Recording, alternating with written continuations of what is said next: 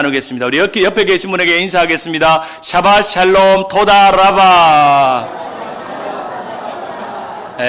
7일째 샬롬입니다. 매우 감사합니다. 오늘도 온라인으로 함께하고 있는 우리 주님 세운교회 성도님들 은혜와 충만한 예배의 시간이 되기를 간절히 바랍니다. 한번 따라할까요? 기도의 신앙, 감사의 기도로 간구하라. 드디어 표대의 신앙, 금년의 표대를 향해 달려가라는 주제로 7가지의 주제를 정해놓고 이제 드디어 3월 마지막 주일날 7가지의 주제가 끝납니다. 첫 번째는 복음의 신앙, 복음에 합당하게 생활하라. 두 번째는 기쁨의 신앙, 주님의 기쁨을 충만하게 하라. 세 번째는 생활의 신앙, 두렵고 떨림으로 너희 구원을 이루라. 네 번째는 표대의 신앙, 나를 쳐서 주께 복종시키고 부르심의 상을 위하여 달려가라. 다섯 번째는 본받음의 신앙, 주를 본받고 서로 본받으라, 본이 되라. 여섯 번째로 하나됨의 신앙, 주 안에서 같은 마음을 품으라. 일곱 번째 기도의 신앙, 감사의 기도로 간구하라입니다. 7가지의 주제, 복음, 기쁨, 생활, 표대, 본받음, 하나됨, 기도라는 7가지 주제를 우리가 계속적으로 생각해보고 이 7가지의 주제는 아마 여러분의 제자훈련 교재로 준비가 될 겁니다. 그래서 여러분들이 제자훈련 교재를 통해서 이 7가지의 주제를 가지고 이제 제자훈련 말씀을 배우고 함께 신앙을 돌아보는 기본 신앙의 핵심, 우리가 신앙생활함에 있어서 기본 신앙의 핵심을 함께 나누게 될 것입니다. 이제 3개월에 걸쳐서 지나왔던 이 표대의 신앙, 마지막 신앙, 우리 교회가 가장 잘해왔던 역사 속에 기록을 남긴 이 기도의 신앙에 대해서 함께 살펴보려고 합니다. 지난 3개월 동안은 너무나도 참 감사한 시간이었습니다. 목사님에게도 그렇고 우리 원로 목사님에게도 그렇고 저도 참 감사한 시간이었습니다. 빌립보서 1장 3절부터 6절에 바울이 빌립보 교회 성도를 향해서 이렇게 말합니다. 내가 너희를 생각할 때마다 나의 하나님께 감사하며 간구할 때마다 너희 물을 위하여 기쁨으로 항상 간구함은 너희가 첫날부터 이제까지 복음을 위한 일에 참여하고 있기 때문이라. 너희 안에 착한 일을 시작한 이가 그리스도의 예수의 날까지 이루칠 줄을 우리는 뭐하노라? 확신하노라. 그래서 그리스도의 착한 일, 그리스도의 이루시는 그 일들을 위해서 우리는 온전히 그 과정을 이루어가고 있다는 것입니다. 바울의 기도를 보면 항상 반복적으로 패턴처럼 등장하는 몇 가지의 단어가 있습니다. 첫 번째는 생각하는 것입니다. 그리고 생각하는 가운데 감사하는 것입니다. 그리고 감사하는 가운데 기도와 간구하는 것입니다. 간구하면 기쁨이 회복됩니다. 그래서 또 항상 간구하는 것입니다. 한번 따라할까요? 생각하면 감사하고 간구하면 기쁘고 그래서 항상 간구한다. 이 기도라는 용어보다 좀 더 큰 용어가 간구입니다. 원하고 바라고 간청하는 거죠. 내가 마음으로 생각하고 마음으로 원하고 또 바라고 간청하는 그것입니다.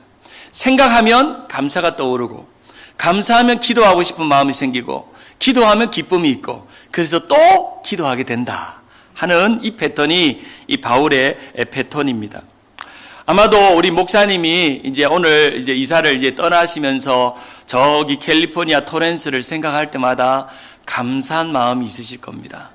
그리고 기도하는 마음이 계속 있으실 거예요. 우리 신 목사님 6개월 동안 참 잘 지냈고 우리 성도들 20년 동안 함께 지나왔던 그 시간에 대해서 비록 피지컬하게 물리적으로는 우리가 비행기 타고 가야 될 거리에 계시지만 그러나 목사님은 늘 사모님은 늘 우리 성도들을 생각할 때마다 감사하고 생각할 때마다 기쁘고 그래서 항상 간구하는 마음이 있으실 겁니다. 감사하지 않는 사람은 기도하지 않는 사람입니다. 감사하는 마음이 없는 사람은 기도할 줄 모르는 사람입니다. 그래서 기도하는 사람은 반드시 감사하게 되어 있습니다. 기도하는 사람은 기뻐하는 사람입니다.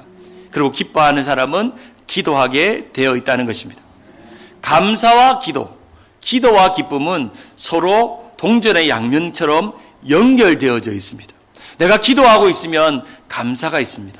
그리고 내가 기도하고 있으면 기쁨이 있습니다. 우리가 달리는 자전거를 앞으로 가기 위해서는 오른쪽 왼쪽 페달을 밟아야 되듯이 우리는 기도가 앞으로 가기 위해서는 첫 번째는 감사가 있어야 되고 두 번째는 기쁨이 있어야 합니다. 감사와 기쁨, 감사와 기쁨, 감사와 기쁨이 기도를 앞으로 가게 합니다. 종종 어떤 분은 물어요. 목사님, 저는 요즘 기도가 너무 안 돼요. 목사님, 저는 왜 기도를 잘 못할까요? 목사님, 저는 신앙생활을 오래 했는데 왜 이렇게 통성기도하면 뭐 한 1분 하다가 턱 막힐까요? 그런 분에게 해결되는 방법이 있습니다. 우리 사랑하는 권사님, 집사님, 감사하는 일을 기도하는 시간에 떠올려 보세요. 그리고 만약에 기도를 장황하게 하기 전에 감사하다는 기도만 계속 해보세요. 그럼 어느 순간에 기쁨이 있고 기도가 되고 그 감사한 일을 하나님이 왜 나에게 주셨는지를 깨닫게 된다는 것입니다. 사랑하는 여러분, 기도를 배우셨나요? 대답이 없으시죠? 기도를 배우셨잖아요. 잘은 못해도 우리는 기도를 배웠어요. 기도를 할 줄 아시죠? 알죠? 뭐 어린아이 기도라도, 그리고 우리는 노련한 기도가 아니라도, 장황한 뭐 대단한 문장의 기도가 아니라도 우리는 기도를 배웠고 기도를 할 수 있습니다. 그래서 우리는 이렇게 고백하죠. 우리가 함께 기도하면 누가 역사하신다고요? 하나님의 손이 역사한대요. 우리가 기도하면 하나님의 손이 역사하기 때문에 우리는 하나님 앞에 기도할 수밖에 없는 것이죠. 탁월한 기도의 영성가였던 E.M. 바운즈라는 분은 기도의 성자라고 불리는데, 그의 책 Power Through Prayer라는 이 책에 보면은 기도에 많은 시간을 들이지 않고는 어떤 사람도 기도의 사람이 될 수 없다. 기도의 시간에 비례하는 만큼 그는 기도의 사람이 된다라고 말합니다. 그래서 그는 이렇게 명언을 남겼어요. 하나님의 사람은 기도의 골방에서 만들어진다. 기도의 자리에서 하나님의 사람이 만들어진대요. 여러분이 하나님의 사람, 믿음의 사람, 순종의 사람, 하나님의 말씀대로 기적을 일으키는 사람이 되려면 기도의 자리가 반드시 있다는 것입니다. 그리고 기도가 우리를 위대하게 만든다는 겁니다. 한번 옆에 분에게 축복합시다. 당신의 기도가 당신의 인생을 위대하게 만듭니다. 우리가 위대한 사람이 되기 위해서는 위대한 기도를 해야만 위대한 사람이 되는 것처럼, 바울은 우리의 기도의 신앙에 대해서 세 가지로 이렇게 말씀합니다. 첫째로 한번 따라할까요? 아무것도 염려하지 말고 감사함으로 기도를 시작하세요. 뭐 하지 말고? 뭐 하고? 감사함으로. 너무 심플하잖아요. 염려할 시간에 감사하면서 기도를 시작하는 겁니다. 그래야면 하나님의 평강이 그리스도 예수 안에서 우리를 지키신대요. 여러분, 우리 자동차 탈 때요, 열쇠, 제 자동차 키가 있는데 열쇠 안 들고 자동차 타는 사람이 있나요? 없잖아요. 항상 우리가 자주 하는 일이 뭐냐면 키를 놔두고 와가지고 집에 또 들어갔다가 키를 들고 들어오잖아요. 키가 있으면 자동차는 시동이 걸리게 마련인 것처럼 기도에 시동이 걸리려면 제일 먼저 해야 되는 것은 감사하는 일이에요. 만약에 기도가 막혔어요. 기도가 안 돼요. 그럼 감사하는 일들만 떠오르세요. 하나님, 오늘도 생명을 주셔서 감사합니다. 예배당에 오게 하셔서 감사합니다. 오늘도 찬양하게 하시니 감사합니다. 오늘도 살아있네요. 어제도 밥을 주시니 감사합니다. 감사하면 내 마음에 계속 기쁨이 넘치고 기도할 거리가 되고, 이 감사를 내 힘으로 내 능력으로 이루어진 게 아니라 하나님이 주신 것을 생각하니 하나님 고맙습니다. 하나님 덕분입니다. 하나님 사랑합니다. 마음이 생기는 거죠. 그럼 기도가 막 마중물처럼 퍼올라져 가는 것입니다. 우리가 기도의 5가지 요소 중에 제일 먼저 요소는 감사입니다. 하나님 감사합니다 하는 그 마음을 갖는 것입니다. 이 세상을 살아가면서 염려 없는 사람 있을까요? 없을까요? 없죠. 모두 다 염려가 있어요. 제가 담임 목사가 되었다고 해서 염려가 없을까요? 아이고, 20년 어떻게 진행하나. 아직까지 7,000일이나 남았네. 7,000일이나 남았네. 올해 지나가면 벌써 6,000일이 남아요. 우리의 시간과 삶에는 염려가 늘 있습니다. 아무리 믿음이 좋은 사람도, 성경을 많이 읽은 사람도, 오래 신앙생활한 장로님, 권사님도 염려 없는 사람은 없습니다. 이 염려, 저 염려, 염려투성이의 인생입니다. 재물에 대한 염려, 건강에 대한 염려, 미래에 대한 염려, 자녀들에 대한 염려, 나의 내일에 대한 염려, 특별히 나이가 들면 들수록 나의 내일이 어떻게 될까에 대한 염려가 솔직히 조금 큽니다. 내가 어떻게 살아갈까? 지금은 건강한데 나는 어떻게 내 마지막이 끝날까에 대한 염려가 있습니다. 여러분, 기쁨의 반대말이 뭘까요? 안 기쁨입니까? 기쁨의 반대말. 예? 걱정이죠. 염려하는 것입니다. 우리의 마음에 염려가 쏙 스며들면 제일 먼저 막히는 게 기도가 막힙니다. 기도가 막히는 거. 예. 기도가 막히고 감사가 막히고 기쁨이 막힙니다. 이 염려하는 녀석이 우리 마음 안에 들어오기 시작하면 기쁨을 잃어버리고 기도할 수 있는 마음이 안 생기는 것입니다. 그래서 어떤 신학자들은 믿음 있는 사람이 염려하는 것은 하나님의 얼굴에 주먹질하는 것과 같다. 하나님을 믿고 하나님을 바라보고 기도하면 되는데 걱정 올 때마다 쫓아가서 기도하면 되는데 어떤 자리에서도 주여 외치고 기도하면 되는데 또 죽여 하고 있다는 거죠. 주여 해야 될 사람이 죽어 하고 있다는 거예요. 같은 단어인데 주자 밑에다가 기역자만 넣으면 죽여가 돼요. 우리 인생이 그렇다는 거예요. 죽겠다고, 힘들게 죽겠다고, 괴로워 죽겠다고, 마음 상해 죽겠다고, 오늘도 피곤해 죽겠다고, 왜 나만 이렇게 고생하느냐고 날마다 염려하고 걱정하는 우리의 삶입니다. 우리는 어쩌면 우리의 모든 생활은 염려와 치열하게 싸우는 삶입니다. 우리 박우숙 사모님이 이제 이삿짐 싸느라고 걱정인 거예요. 처음에 한 3개월 전에만 가봐도 사모님이 목사님 이 짐을 어떻게 타코마에 가져갈까요? 하는데 어제 보니까 이삿짐이 다 나가고 나니까 화끈하게 웃으세요. 그 짐이 다 싸졌어요. 어떻게든 되는 거야. 고생스럽고 힘들고 남편은 논문 쓴다고 도움이 안 되지만 그래도 목사님은 목사님 나름대로 논문 쓰는 염려로 잠을 못 이루는 거예요. 어쨌든 간에 여기 끝내야 되는데 그래도 다 두 분이 해내셨어요. We did it. 해냈어요. 참 그래도 그 염려가 지나서 오늘은 감사가 있어요. 목사님은 논문이 통과됐고 이제 사모님은 월요일 날 이제 마지막 남은 침대 몇 개랑 부엌 살림 몇 개만 짠 보내면 안녕 했어요. 제가 사모님에게 또 한 가지 염려를 드렸어요. 사모님 이삿짐 간 것보다 푸는 게 더 힘들어요.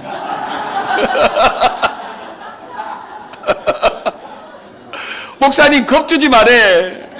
근데 현실인데요. 그래서 사모님한테 부탁해. 사모님 안방만 먼저 짐 풀고 나머지는 천천히 풀으세요. 우리가 한 번씩 올라갈 테니까 그때 가면 푸세요. 우리의 삶은 염려가 그치지 않아요. 이사 준비하는 것도 염려고 이사 가는 것도 염려고 또 이제 타코마 가서 생활하는 것도 염려고 드라이브 란셋도 바꿔야 되고 비일도 바꿔야 되고 하는 일이 머리가 복잡해요. 우리의 인생은 염려가 그치지 않는 것입니다. 그러나 잊지 말아야 될 것은 아무것도 염려하지 말고 모든 일에 기도와 간구로 감사함으로 하나님 앞에 아뢰는 일밖에 없다는 것입니다. 오늘 빌립보서 4장 6절 7절이 저는 너무 좋습니다. 바울이 목회를 다 지나오고 나서 이 보석 같은 이 기도에 대한 메시지를 남겼다는 게 너무 소중합니다. 저는 이 구절 읽을 때마다 읽기만 해도 염려가 사라져요. 아무것도 염려하지 말고 다만 모든 일에 기도와 간구로 너희 구할 것을 감사함으로 하나님 앞에 아뢰라. 그리하면 모든 지각에 뛰어난 하나님의 평강이 우리의 생각보다 우리의 계산보다 우리의 그런 지각보다 뛰어난 하나님의 평강이 그리스도 예수 안에서 너희 마음과 생각을 지키신다. 지금 내 마음과 생각이 염려하고 걱정에 휩싸였지만 하나님의 평강이 내 마음에 오기만 하면 내가 주님께 맡기고만 하면 주님이 다 맡기고 돌아보면 우리가 염려하는 그 일들보다 하나님이 더 큰 일들을 많이 해주셨어요. 내가 부여잡고 걱정하고 염려해봤자 소용없어요. 하나님이 다 알아서 준비하시고 사람도 보내시고 일도 하시고 해결하십니다. 그 모든 걸 주님 앞에 맡기는 거죠.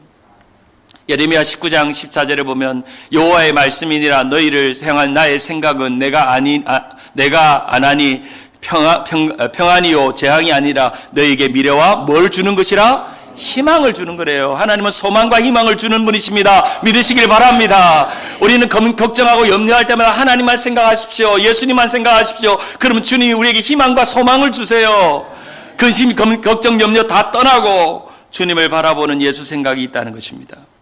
마태복음 4장에 보면 우리가 지난주 예수 생각 말씀을 볼 때 씨 뿌리는 비유 중에 그 가시떨기에 떨어진 씨에 대한 비유를 합니다. 세상의 염려와 육신에 가로막혀서 이 열매가 자라지 않는 거예요. 마가복음 4장 18절을 보면 또 어떤 이는 가시떨기에 뿌려진 자니 이들은 말씀을 듣기는 하되 세상의 염려와 재물의 유혹과 기타 욕심이 들어와 말씀을 막아 결실하지 못했다는 거예요. 염려가 결실하지 못하겠다는 겁니다. 염려가 결실하게 못했다는 겁니다. 바울은 분명하게 말합니다. 염려 금지. 우리 옆에 분 바라보면서 염려 금지. 시작. 염려 금지. 염려 금지. 염려 하나님이 다 알아서 하셔 하는 거예요. 사단 마귀는 끊임없이 우리에게 염려를 집어넣어서 기도를 막습니다. 말씀의 씨앗, 믿음의 씨앗이 자라지 못하게 만듭니다. 예수님은 마태복음 6장에 보면 이 염려라는 단어를 여러 번 등장시킵니다. 마태복음 6장 27절에 보면 너희 중에 누가 염려함으로 그 키를 한 자라도 더할 수 있겠느냐? 28절 같이 한번 읽어봅니다. 또 너희가 시작. 또 너희가 어찌 의복을 위하여 염려하느냐? 들의 백합화가 어떻게 자라는가 생각하여 보라. 수고도 아니하고 길쌈도 아니하느니라. 염려하지 않는 거죠. 제가 오늘 착한 일 하나를 한다 그랬잖아요. 오늘 용환 널서리에서 깻잎을 가져왔어요. 제가 처음에는 깻잎을 심을 때는 염려하는 거예요. 진짜 날까? 안 날 거야. 분명히 이 한남체인에서 깻잎을 1불짜리를 심어도 어떻게 그렇게 깻잎이 날 수가 있어? 의심하고 염려합니다. 근데 깻잎에 싹이 나는 거예요. 그리고 회개합니다. 주님, 제가 회개합니다. 믿음 없음을 회개합니다. 마찬가지로 주님은 우리에게 말씀합니다. 마태복음 6장 13절에 그런즉 너희는 먼저 그의 나라와 그의 의를 구하라. 그리하면 이 모든 것을 너희에게 더하시리라. 그러므로 내일 일을 위하여 뭐 하지 말고 내일 일은 내일이 뭐하고? 이 말의 정확한 번역은 내일 일은 내일 스스로 염려하게 내버려 두라. 내땜고 내버려 두라는 거예요. 내일 일을 미리 사서 네가 염려하지 말고 내일 일은 네 일이 아니고 내일의 일이니까 내일이 스스로 염려하도록 내버려 두고 나는 뭐한다? 아무것도 염려하지 말고 오직 모든 일에 기도와 간구로 하나님 앞에 감사함으로 기도하는 것뿐이다. 돌아보면 내가 염려한 것보다 훨씬 내 인생이 잘 됐습니다. 그렇죠? 우리 인생이 내가 염려했던 것보다 훨씬 잘 살고 있어요. 옆에 분에게 축복합시다. 당신이 걱정했던 것보다 당신 삶이 제법 괜찮다. 시작. 당신이 걱정했던 것보다 당신의 삶이 제법 괜찮다. 염려한다고 인생이 잘 되는 건 없어요. 우리 집 애들도 늘 그래요. 아빠는 걱정거리가 없대요. 저는 걱정거리 없어요. 하나님이 다 알아서 해준다는 거예요. 돌아보면 아빠 말대로 됐대요.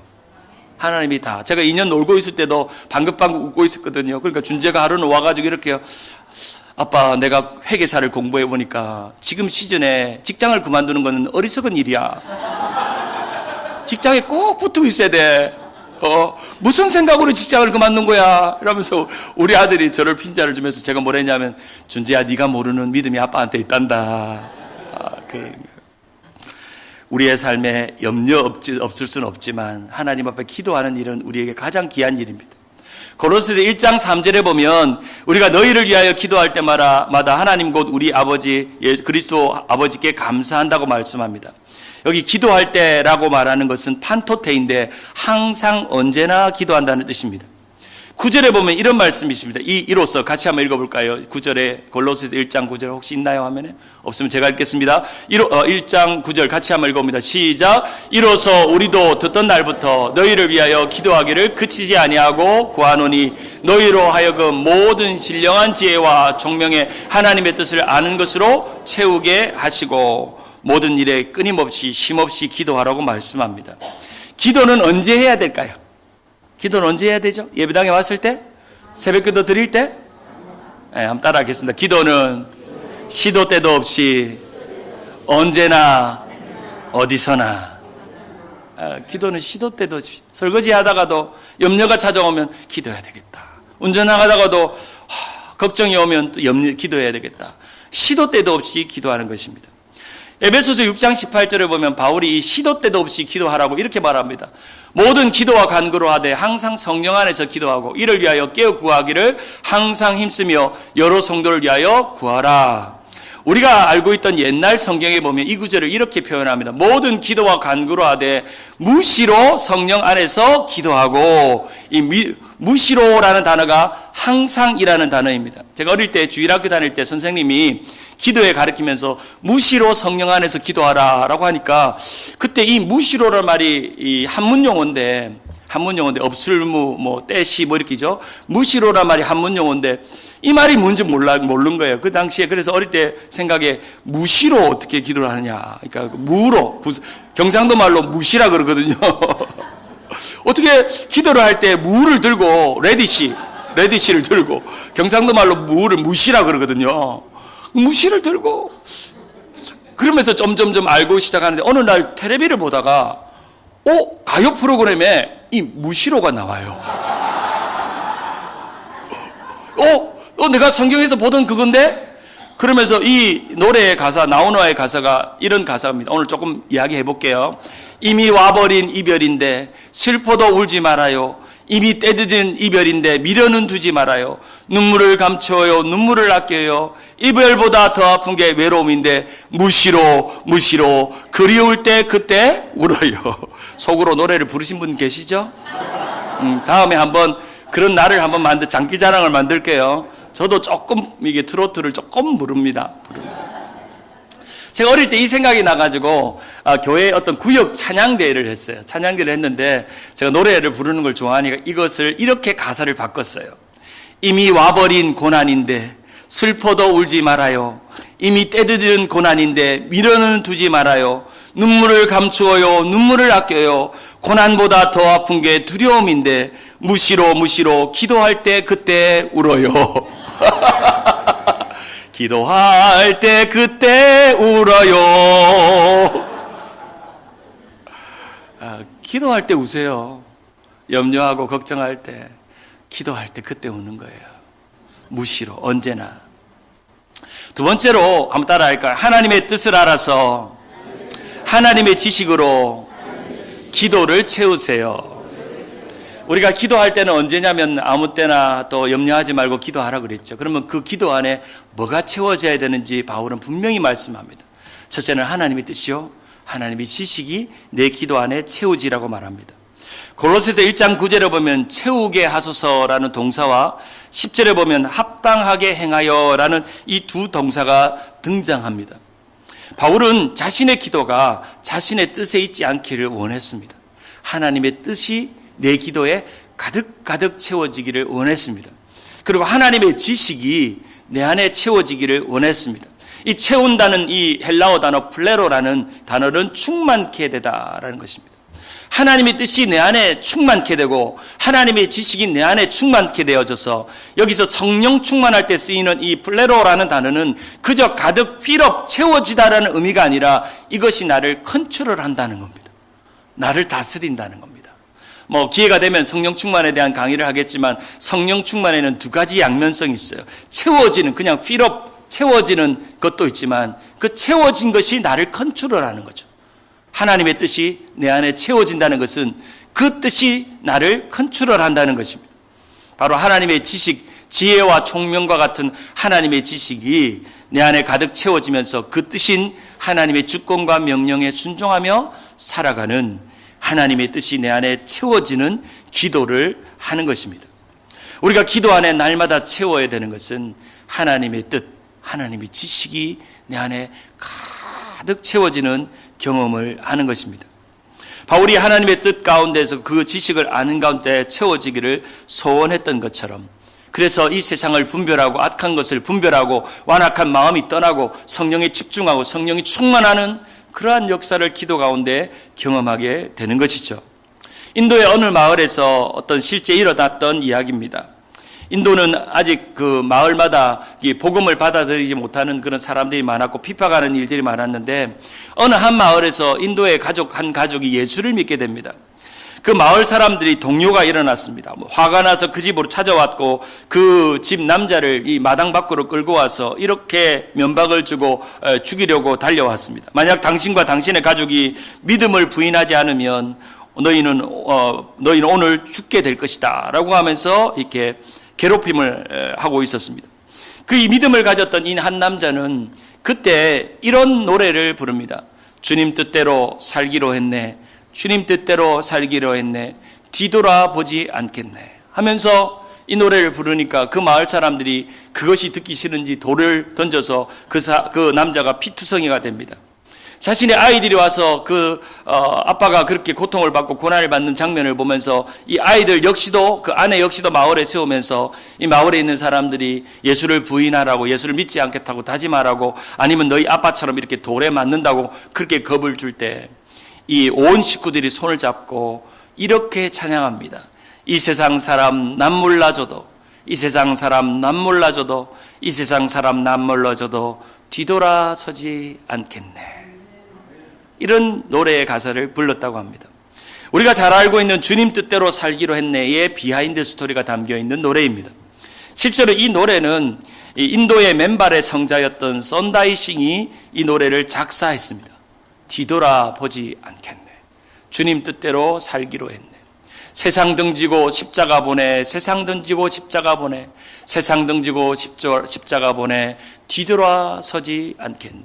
No turning back. 돌아서지 않겠다고 하는 하나님의 지식과 하나님의 뜻이 그 마음에 충만케 해서 그의 기도와 그의 삶이 주님 안에서 충만한 믿음의 삶으로 결단하게 된 스토리입니다. 세 번째로, 기도의 신앙은 주께 합당하게 행하여 범사에 기쁘게 하시도록 기도하는 것입니다.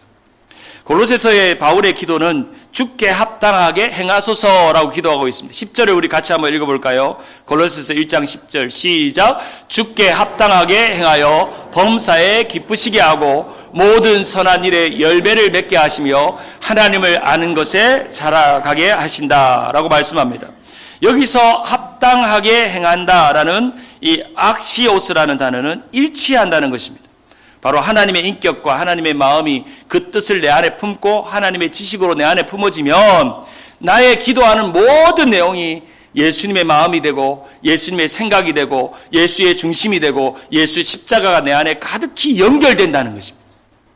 여러분, 우리 많은 성도들 중에 저는 주님과 교제하는데 기도는 안 하고 있어요. 그건 거짓말이 있습니다. 주님과 사랑하고 주님과 교제하는데 저는 기도하기가 어려워요. 그것은 거짓말입니다.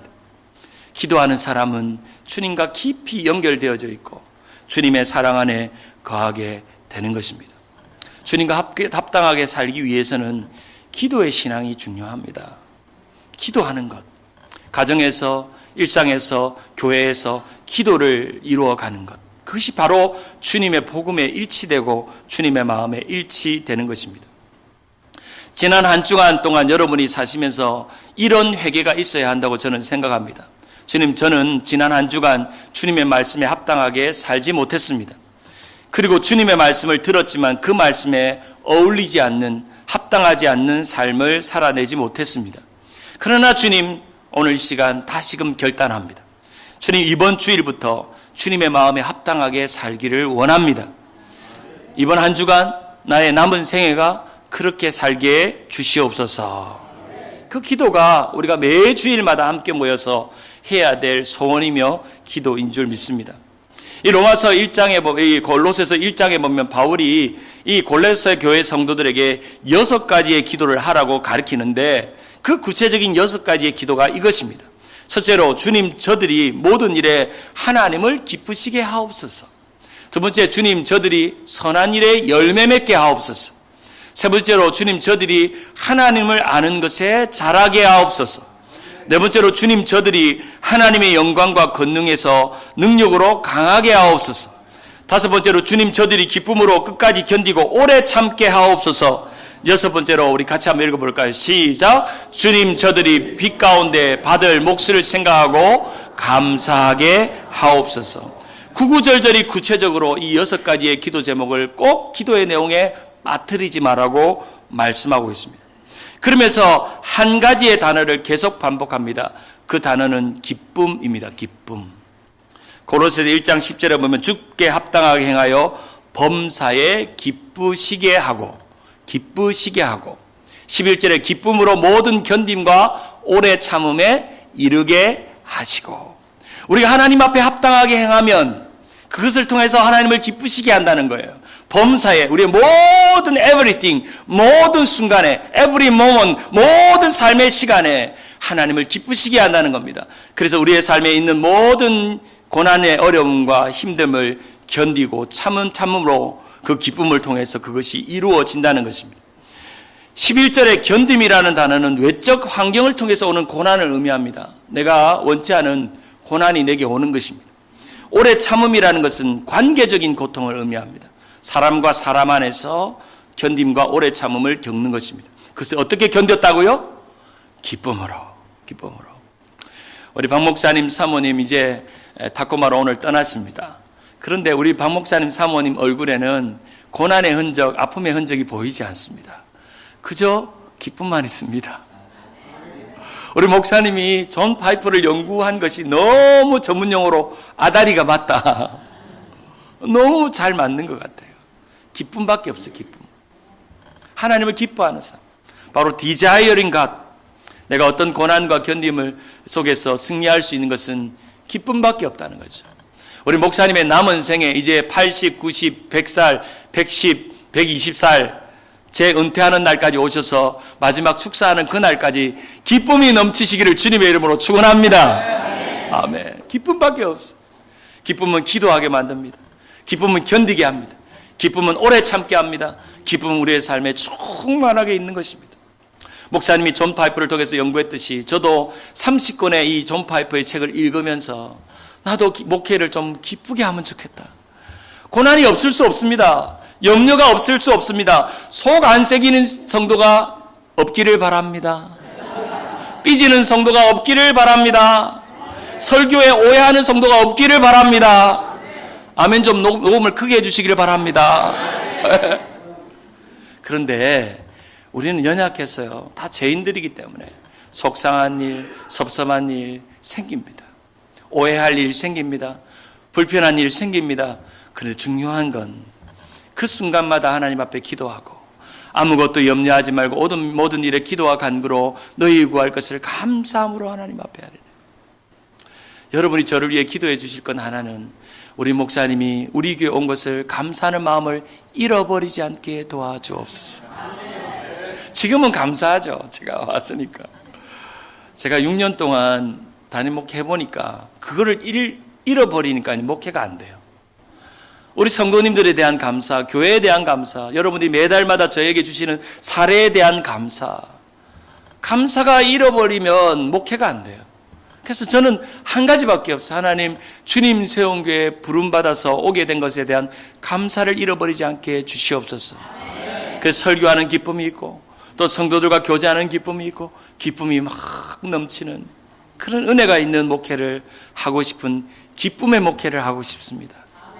그래서 이 먼 훗날 7,000일이 지나서 저도 나이 70이 돼서 너무 기뻤다고, 너무 좋았다고, 너무 행복했다고, 제가 처음 감사했던 마음이 여전히 감사하다고 우리 박 목사님처럼 고백할 수 있는 그날이 오기를 간절히 바랍니다.